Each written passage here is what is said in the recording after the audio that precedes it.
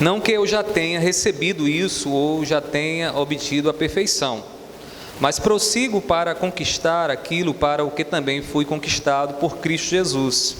Irmãos, quanto a mim, não julgo havê-lo alcançado, mas uma coisa faço, esquecendo-me das coisas que ficam para trás e avançando para as que estão diante de mim, prossigo para o alvo, para o prêmio da soberana vocação de Deus em Cristo Jesus.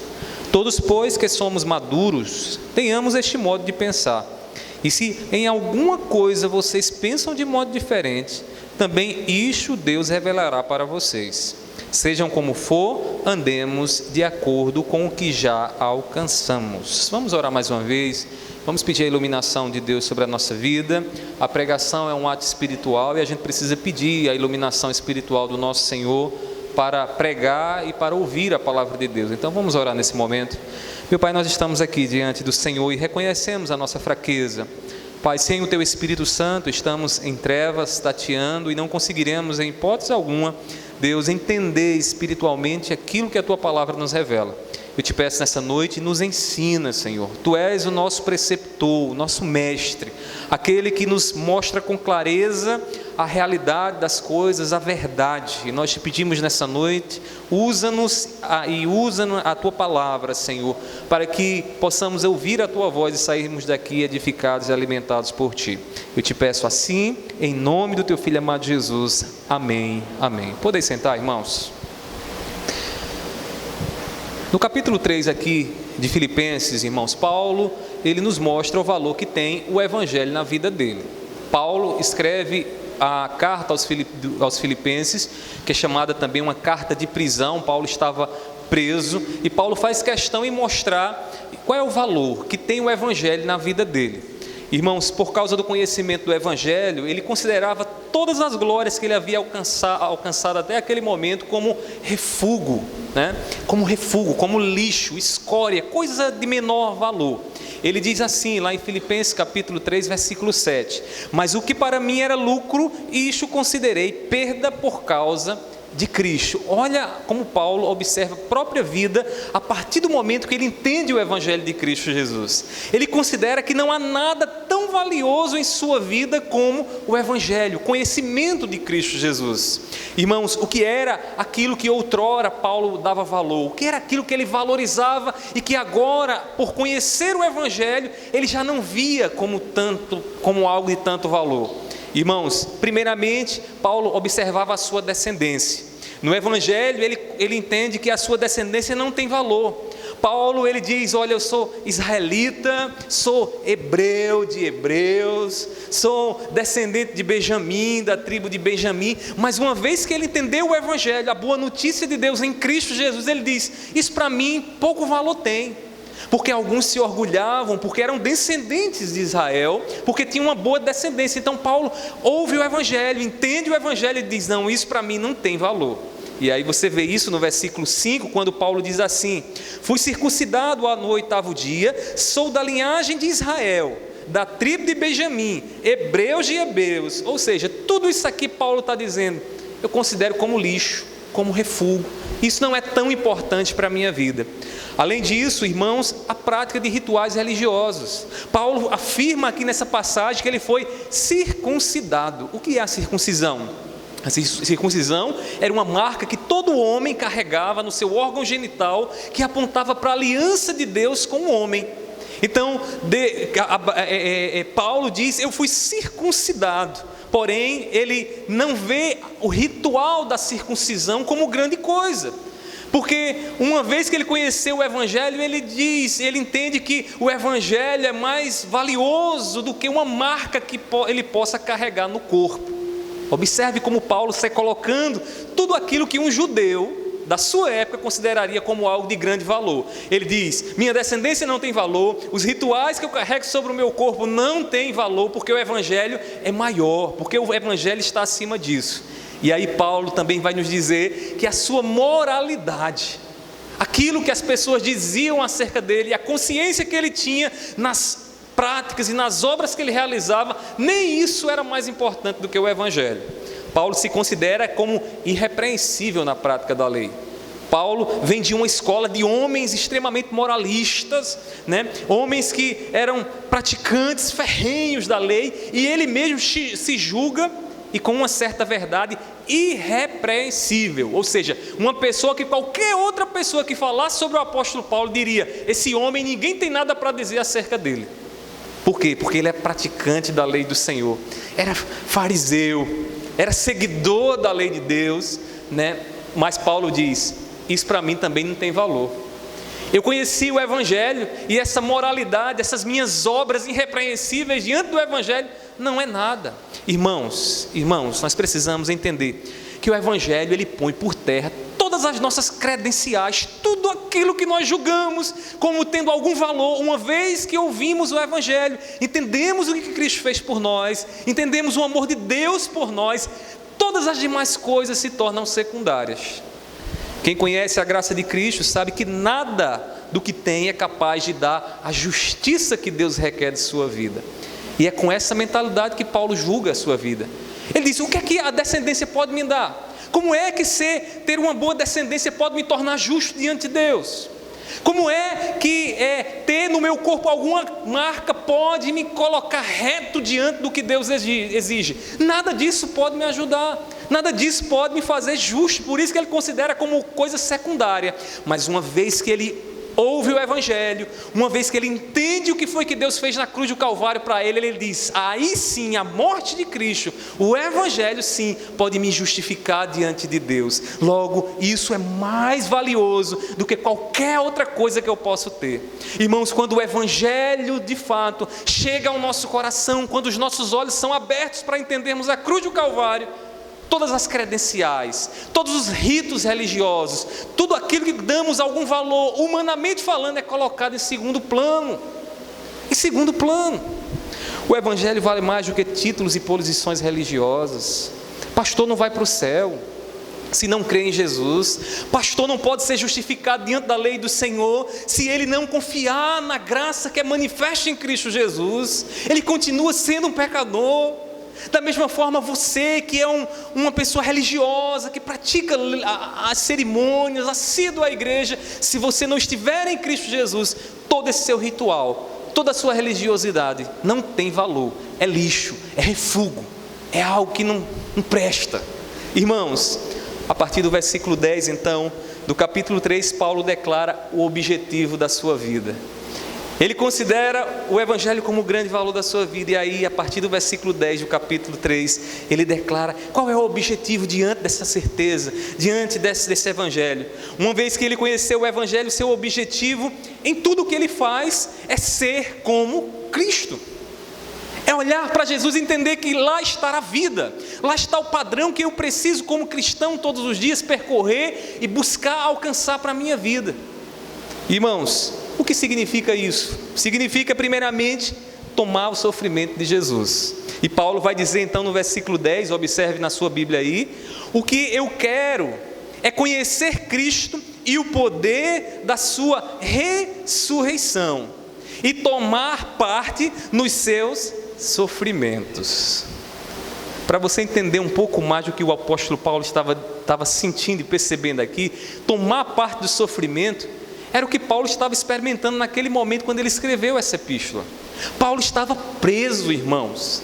Paulo estava vislumbrando a morte se aproximando dele, chegando a ele. Então ele diz: olha, o que eu estou sofrendo por causa de quê? Do Evangelho. Então Paulo observa aquele sofrimento e percebe que há uma semelhança entre o que ele está passando e o que Cristo passou sofrendo por causa da boa notícia que Deus tem a comunicar ao mundo. Então Paulo tem um desejo, um objetivo na sua vida, que é se parecer com Jesus, participando dos sofrimentos de Jesus. Além disso, ele diz que deseja experimentar, irmãos, a mesma morte de Cristo. No versículo 10, na continuação, ele diz: e me tornar como ele na sua morte. Pare e pense, irmãos, isso aqui para a nossa geração, né, que me permitam a expressão, é tão covarde, nega Jesus com tanta facilidade, irmãos. Isso aqui põe em xeque o tipo de evangelho que nós temos vivido. Paulo está dizendo aqui que ele quer ser participante também da morte de Cristo, morrer como Jesus foi que Jesus morreu, irmãos? Sendo zombado pelos homens. Como foi que Jesus morreu, irmãos? Numa morte, irmãos, ultrajante, sendo tratado como escória, como ninguém. Mas a nossa geração de cristãos não querem viver isso. Nossa geração quer ter o conhecimento do mundo, o aplauso do mundo, dialogar com o mundo, né? Flertar com o mundo, tomar valores do mundo para si. E no primeiro conflito, abre mão facilmente da vida de Cristo. Irmãos, tudo isso era o propósito do apóstolo Paulo, para no fim alcançar a recompensa prometida. E qual era a recompensa prometida? A perfeição revelada em Cristo Jesus. Qual é o fim da vida cristã? Sermos perfeitos como Cristo Jesus é perfeito. O propósito final da vida cristã é que você e eu, uma vez que temos o Espírito Santo de Deus, possamos nos conformar plenamente em perfeição com Cristo Jesus. Você aceitou Jesus, veio a essa igreja, um dia fez um aceno dizendo que queria Jesus como Senhor da sua vida. Você entrou nesse processo em que Deus está trabalhando na sua vida, lapidando a sua vida, para que lá no final, seja na vida, na volta do Senhor ou na sua morte, você possa se assemelhar à perfeição de Cristo Jesus. Deus não quer nada menos do que isso. Deus não quer nada menos do que isso. Deus quer te fazer perfeito. Irmãos, no versículo 11, então, Paulo diz: para de algum modo alcançar a ressurreição dentre os mortos. A ressurreição dentre os mortos, ou seja, um corpo glorificado, novo nome, um corpo não mais debilitado, em fraqueza, mas um corpo agora regenerado. Eu gostaria de me deter um pouco mais, então, no versículo de número 12. Deixe sua Bíblia aberta. E eu queria focar um pouco mais nesse versículo, só nele. Não quero trabalhar outro versículo, mas só nele. E esse texto ele nos revela uma verdade que eu queria trabalhar com você, que eu queria ensinar a você um pouco mais nessa noite, e que Deus nos ensina. Irmãos, nesse texto é revelada a seguinte lição: que Cristo nos ganhou para sermos perfeitos.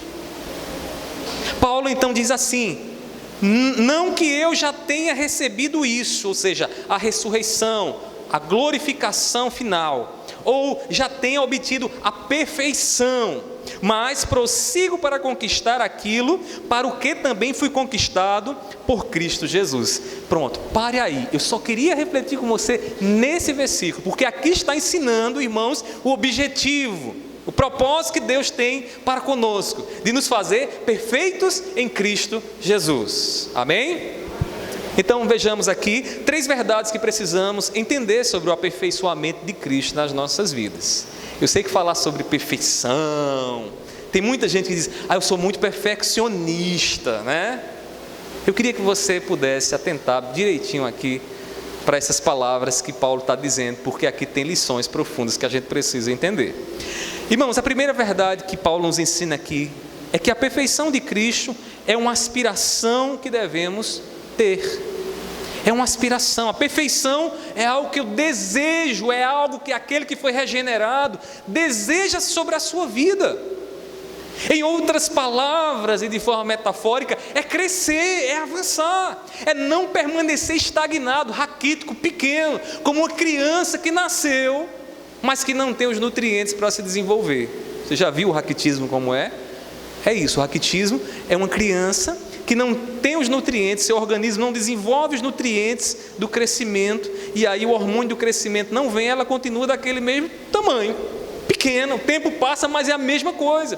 Espiritualmente falando, irmãos, Deus não quer que você e eu permaneçamos da mesma forma, que estejamos avançando, prosseguindo, crescendo em santidade, para chegar lá no fim de todas as coisas, irmãos, encontrar a perfeição que o meu coração e o seu coração já deseja, já anseia. Deixa eu fazer aqui uma observação. Eu aprendi muito cedo na minha vida que todas as pessoas que aceitam a Jesus, né, e mudam a sua vida, exteriormente falando, principalmente exteriormente falando, completamente, vai de 8 para 80, irmãos, normalmente não compreendeu a essência da vida cristã, porque existe uma mudança espiritual, no momento que cremos. Jesus tomou sobre si os nossos pecados, nenhuma condenação há. Isso é espiritualmente. Espiritualmente é essa a verdade. Mas o pecado ainda continua dentro de mim. Mas as inclinações perversas do mal que estão na minha natureza continuam dentro de mim. Então, eu não posso me iludir e achar que existe um botão que Deus aperta dentro de mim aqui, imediatamente sou santo perfeito. Porque quem pensa assim não compreendeu o Evangelho. Não entrou no processo que Deus estabelece sobre nós. Então eu aprendi isso muito cedo. Lá em Macaparana, eu vi muitas vezes jovens que se convertiam e os caras mudavam completamente, né? Não comia, não andava, não falava mais com ninguém, não escutava mais isso, não via mais aquilo outro. Eu, meu Deus do céu, o que aconteceu? Né? Entenda, você está num processo. Está num processo, Deus está trabalhando na sua vida, Deus está usando as experiências, os meios, as circunstâncias, as tuas lutas para te moldar, porque todas as coisas cooperam para o teu bem, para que você chegue ao propósito final, e o propósito final é que você seja perfeito e perfeita como Cristo Jesus. A maturidade cristã, irmão, se revela pela consciência das nossas imperfeições, e Paulo vai nos mostrar isso. Entenda bem isso. O que é um crente maduro? É um crente que diz, eu sou perfeito, não falho, não erro. Não, é um crente que percebe como eu sou falho, como meu coração é enganoso, como os meus pensamentos me sabotam e me conduzem muitas vezes para distante de Deus. Crente maduro sabe disso. Crente infantil, que é criança, acha que nunca falha, sempre vê os outros de cima para baixo. Eles são sempre os melhores, são crentes imaturos, fracos. Paulo vai dizer no versículo 12, observe aí na sua Bíblia, que diz o texto. Ele diz, não que eu já tenha recebido isso, ou já tenha obtido a perfeição. Olhe quem está dizendo, um homem inspirado por Deus, grande missionário do cristianismo, praticamente o fundador da igreja, está dizendo, eu não alcancei ainda a perfeição. Quando Paulo escreve aos Romanos, ele diz, pobre e miserável homem que sou, quem me livrará do corpo dessa morte? Quem é que tem a consciência das suas imperfeições e dos seus pecados? Homem maduro, crente maduro, irmãos. Crente maduro não sabe o que é isso. O conhecimento do Evangelho revelou ao apóstolo Paulo suas imperfeições. Quem conhece de fato o Evangelho, irmãos, se olha diante do espelho de forma diferente e sabe das falhas que tem. Porque pode até exteriormente ser irrepreensível diante dos olhos de mamãe, de papai, da esposa, do esposo, do pastor, mas sabe que no coração há uma força contrária a Deus, uma força contrária à bondade, contrária ao bem. O Evangelho nos mostra, irmãos, os nossos pecados. Esse é um fato que Jesus revela na vida de quem crê em sua mensagem. Deixa eu perguntar a você aqui nessa noite, você crê na mensagem do Evangelho? Você tem ouvido o Evangelho de verdade? O que te fez estar aqui nessa noite é o Evangelho da Boa Nova de Cristo Jesus, que revela o pecado que está aí dentro de você. Pare e reflita, só você pode responder.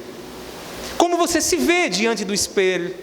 Como você se julga diante do espelho? Pelos teus próprios critérios ou por Cristo Jesus? E quando Cristo Jesus brilha diante de você, você percebe as suas imperfeições, que te tornam mais simples, humilde, mais compassivo para dizer, eita, eu também falho, eu também peco, também falo besteira, também sou iracundo, também digo o que não deveria dizer. O Evangelho nos humilha, irmãos, para que a gente possa se compadecer numa nova humanidade, olhando para o nosso irmão com tolerância, com amor, com desejo de que ele seja aperfeiçoado, mas entendendo que também somos fracos. Paulo diz mais adiante no versículo 15, observe aí esse texto, irmãos. Versículo 15, Paulo diz assim, todos, pois, que somos maduros, tenhamos este modo de pensar. Que modo de pensar é esse? De que não somos perfeitos ainda. Maturidade cristã. Não tenha medo de dizer, eu sou um pecador, porque se você tiver medo de dizer que é um pecador na igreja de Deus, na igreja do Senhor, você não entendeu o Evangelho ainda. E eu tenho lá minhas dúvidas se o que se tem pregado por aí é o Evangelho, porque tem igreja que só tem pessoas perfeitas, né? Tem igreja que só tem pessoas perfeitas. Irmãos, nós precisamos entender que maturidade é consciência das nossas imperfeições. Olhando para Cristo como modelo, Ele revela as nossas imperfeições. Essa verdade nos instiga a duas coisas. Primeiramente, trabalhar para que a vida de Cristo esteja em nós. Eu sou imperfeito, sou assim, agora deixa a coisa aí, solta, né? Para que me esforçar tanto, eu vou ser assim sempre? Não.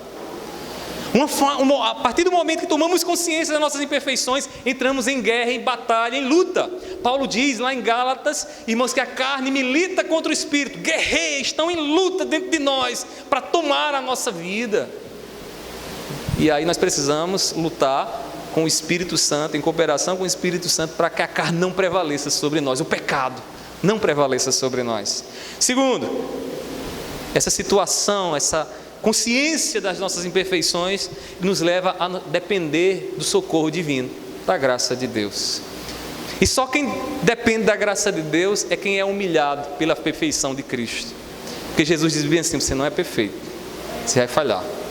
Aí você diz: eu sou falho, mas eu me agarro em Cristo, e em Cristo Jesus Deus me aperfeiçoa. Em Cristo Jesus Deus recebe meu louvor. Em Cristo Jesus Deus recebe a minha oração. Em Cristo Jesus eu posso ser um bom marido, uma boa esposa, um bom filho. Em Cristo Jesus e não em mim, porque eu sou imperfeito.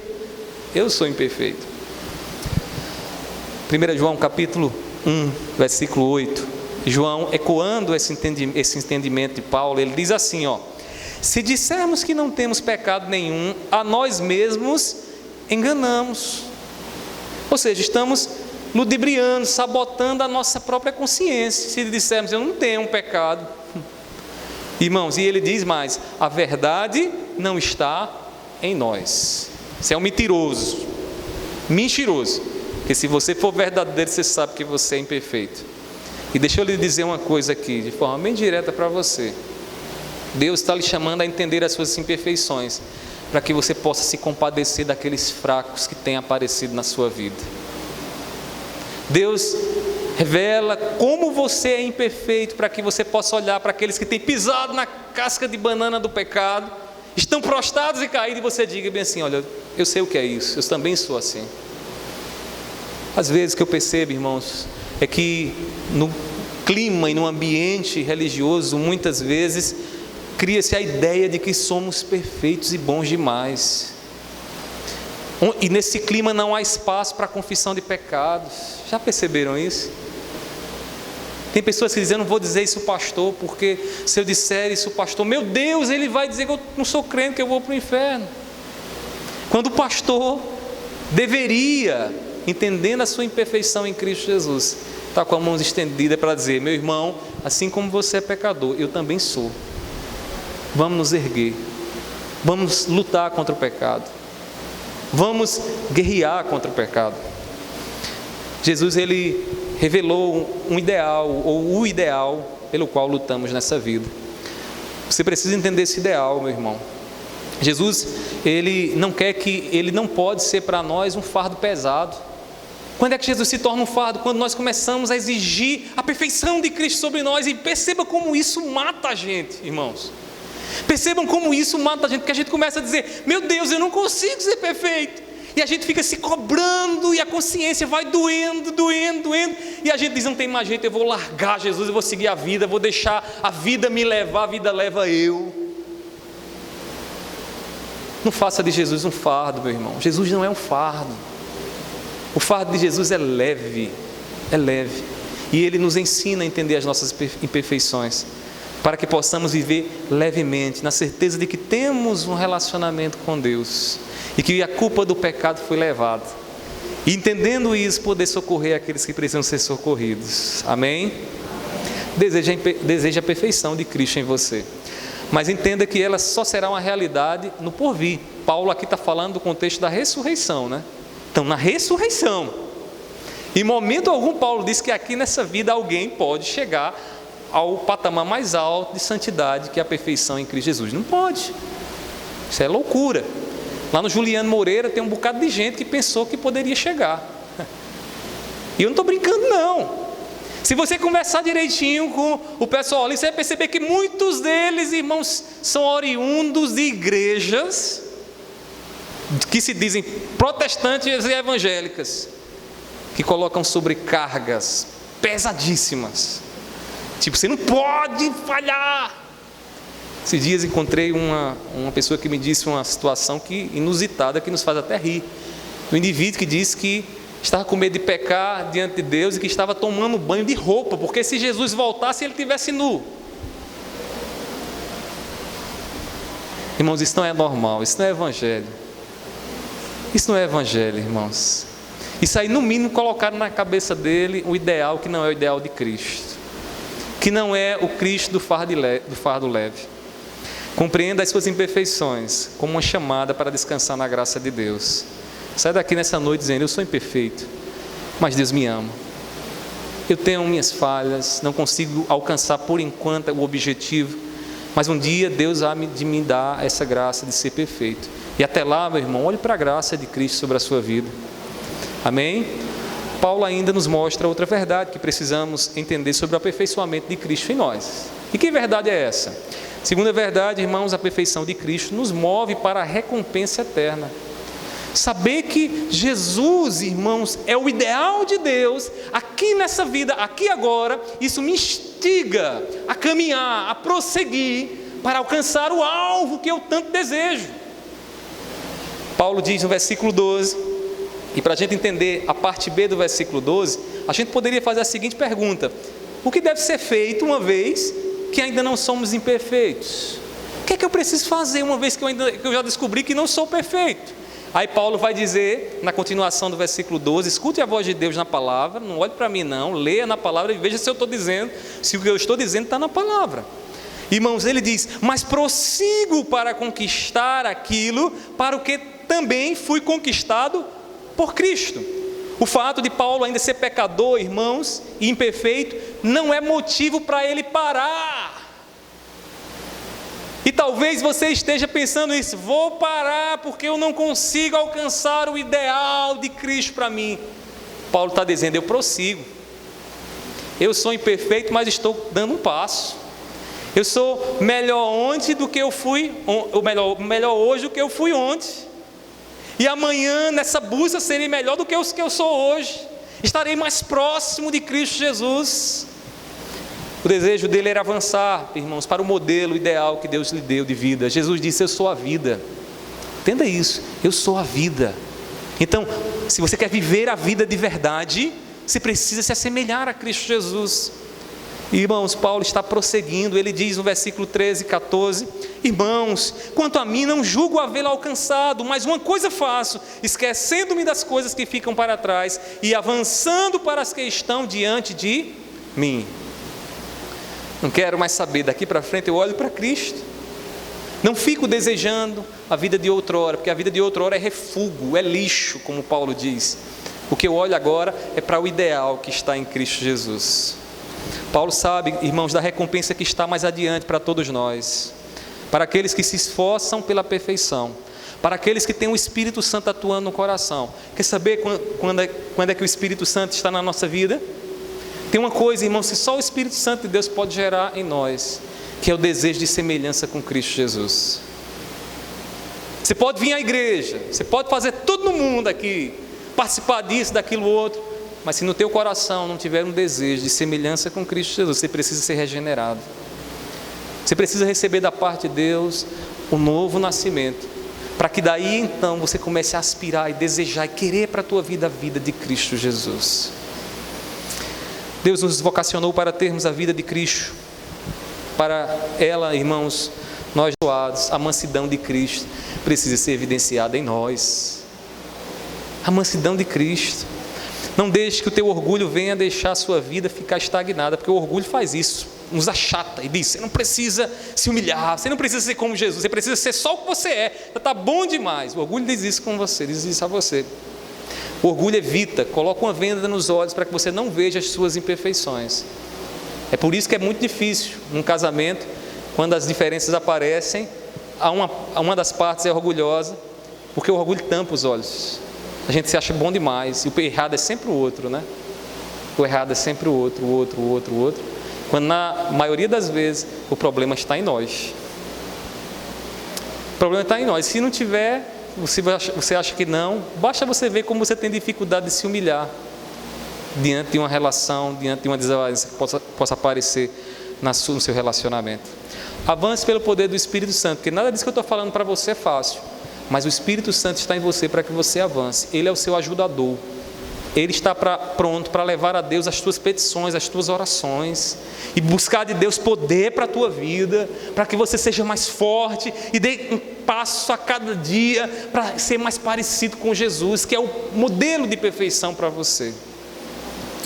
Por fim, irmãos, o apóstolo Paulo ainda vai nos mostrar uma terceira e última verdade aqui nesse versículo. Irmãos, ele nos mostra aqui que a perfeição de Cristo é o propósito da vocação que recebemos de Deus. Nós fomos eleitos em Cristo Jesus. Antes da fundação do mundo, Deus nos escolheu em Cristo Jesus. E lá Deus já decretou qual é a nossa vocação, o que Ele quer de nós, para que Ele nos chamou. E Ele nos chamou para sermos perfeitos como Cristo. Olhar para a perfeição de Jesus é entender, irmãos, o fim da vida, é entender o que Deus está fazendo em nós todos os dias, permitindo as experiências que nós temos passado. Deus nos elegeu para recebermos a perfeição de Jesus. E aí no versículo 12, Paulo diz assim, no finalzinho: para o que também fui conquistado. Observa essa expressão, conquistado por Cristo. Em outra tradução, na corrigida, ele diz preso. Os tradutores traduzem como preso, é uma tradução mais literal. Ou seja, Paulo está dizendo, Jesus me prendeu, Ele me aprisionou. E a prisão de Cristo, aqueles que são prisioneiros de Cristo, se tornam mais parecidos com o seu Senhor. Essa prisão tem um propósito de nos fazer mais parecidos com Jesus. Deus nos escolheu a fim de sermos, para louvor da sua glória, nós, os que de antemão esperamos em Cristo Jesus. É isso que nos diz lá em Efésios capítulo 1, versículo número 12. Como a glória de Deus é louvada através de nós? Como é que Deus é louvado pela nossa vida? Quando a vida de Cristo está em nós. Uma vez uma pessoa disse para mim assim: pastor, eu acho que lá na eternidade a coisa vai ser tão monótona, porque a gente vai ficar cantando o tempo todo. Porque Deus nos salvou para o louvor dele, então eu vou louvar a Ele e ficar cantando. Então o cantar vai permanecer por toda a eternidade, né? Uma lógica isso, louvor, cantar, vou permanecer a eternidade todinha. Deus nos salvou para o louvor da sua glória, mas o louvor da glória dele não vem apenas pelo ato de cantar. Você pode cantar e louvar a Deus, e Deus é louvado por isso, mas fomos salvos para que Deus seja louvado pela nossa vida, e o louvor que daremos a Deus eternamente, irmãos, é a própria vida de Jesus em nós, de maneira que outros verão a mansidão, a compaixão, a longanimidade, o amor de Cristo, e dirão: é Deus, que Deus seja louvado pela vida que você tem. Esse é o louvor, irmãos, que permanecerá por toda a eterna, é a vida eterna em nós. Esse é o louvor. E a gente não vai cantar não? Vai, mas você não vai fazer só isso não, você vai viver muitas coisas, nas quais você vai ter a oportunidade de dar louvor a Deus. Deus, Ele nos chamou para que pela perfeição de Jesus em nós, Ele fosse louvado. Olha que responsabilidade Ele nos deu: ser luz do mundo, ser sal da terra, e só vem se as obras de Jesus estiverem em nós. Precisamos dar sinal da nossa vocação eterna. E como é que a gente dá esse sinal? Buscando viver a vida de Cristo, sendo maridos, esposas, filhos, filhas, né, que glorifiquem e honrem a Deus no seu relacionamento. Peça a Deus que te mostre em qual área da sua vida você deve começar a investir mais os seus esforços para se parecer com Jesus. E vou sugerir aqui alguns para você. Peça a Deus, né, que avalie à luz de Cristo a sua língua, o que você tem falado. Porque, irmãos, a maledicência é muito sutil na nossa vida. A gente pensa que está dizendo a coisa melhor, mas o coração tem outra intenção. Isso é maldade. Isso é maldade. A maledicência, irmãos, ela nos leva a interpretar as coisas. Sabe aquela história da história que criou perna? Da bola de neve? Maledicência. Quem é vítima da maledicência, irmãos, sofre, viu? Que coisa terrível é você juntar os grãos de farinha jogado no ventilador. Já tentou fazer isso? Uma língua maledicente é assim. Ela joga a vida do outro no ventilador. E aí o que ele diz se espalha, as suas palavras se espalham e causam mal. Peça a Deus e se esforce, vigie a sua língua. Além disso, veja os seus relacionamentos, quais relacionamentos você tem estabelecido. Esses relacionamentos apontam para a perfeição de Cristo, tem te deixado mais parecido com Cristo, mais parecida com Cristo. E lá no seu trabalho, você tem trabalhado para a glória do Senhor, ou você tem compactuado, irmãos, com sonegações, com pecados, com injustiças. Precisamos reavaliar a nossa vida. As obras não salvam, mas testemunham da nossa salvação. Diz uma expressão teológica, né? Ninguém é salvo por obras. Você não precisa ser perfeito para ser salvo. Mas uma vez que você é salvo, sua vida precisa dar prova disso. E as provas são dadas através do que você faz. Através do que você faz, do que você vive. Concluindo as minhas palavras. Deus, Ele não quer menos do que a perfeição de nós. Deus é exigente. Não pense que Deus está pedindo de mim, de você, uma vidinha meia boca. Não, pode ver como você tenta, tudo tranquilo. Não. Veja o que diz Mateus capítulo 5, versículo 48. Diz assim, ó: portanto, sejam perfeitos como perfeito é o Pai de vocês, que está nos céus. Eu imagino os discípulos doidos da cabeça aqui. Jesus está dizendo que a gente precisa ser perfeito como Deus. Como é que é possível isso? Jesus diz isso no Sermão do Monte com um propósito, para que nós entendamos que precisamos da graça, porque não somos perfeitos, somos imperfeitos. E quando Jesus nos revela a nossa imperfeição, é para que o nosso coração seja quebrado e possamos nos condoer com aqueles que precisam ser ajudados. Portanto, meu irmão, deseje de todo o coração a vida perfeita de Cristo em você. Deseje, queira isso, almeje isso. Mas saiba de uma coisa: dependa da graça dele naquilo que você faz. Porque senão esse desejo pela perfeição vai te massacrar. Vai te fazer mal. Vai te fazer olhar para a Bíblia, para Cristo, para a igreja como algo insuportável, que você não aguenta mais. Então, receba a graça de Deus, para que você possa entender as suas perfeições e continuar prosseguindo para o alvo que Deus estabeleceu para você. Eu lhe digo ainda outra coisa, diante de tudo que nós ouvimos nessa noite: seja mais tolerante consigo mesmo. Seja mais tolerante consigo mesmo. Tem gente que tem se matado, sabe por quê, irmão? Tem se matado porque quer a perfeição que nunca alcançará. E essa intolerância consigo mesmo cria dentro do coração um carrasco terrível, que lhe chicoteia todos os dias, e você não pode falhar. E isso, irmão, se expande na vida, e os outros, aqueles que estão ao seu redor, também sofrem com isso. Sabe por quê? Porque essa pessoa começa a dizer: você também não pode falhar. Isso vai matando os relacionamentos, vai matando o coração, vai adoecendo a alma, vai adoecendo o corpo, e nós começamos a sentir, irmãos, o estômago pegando fogo.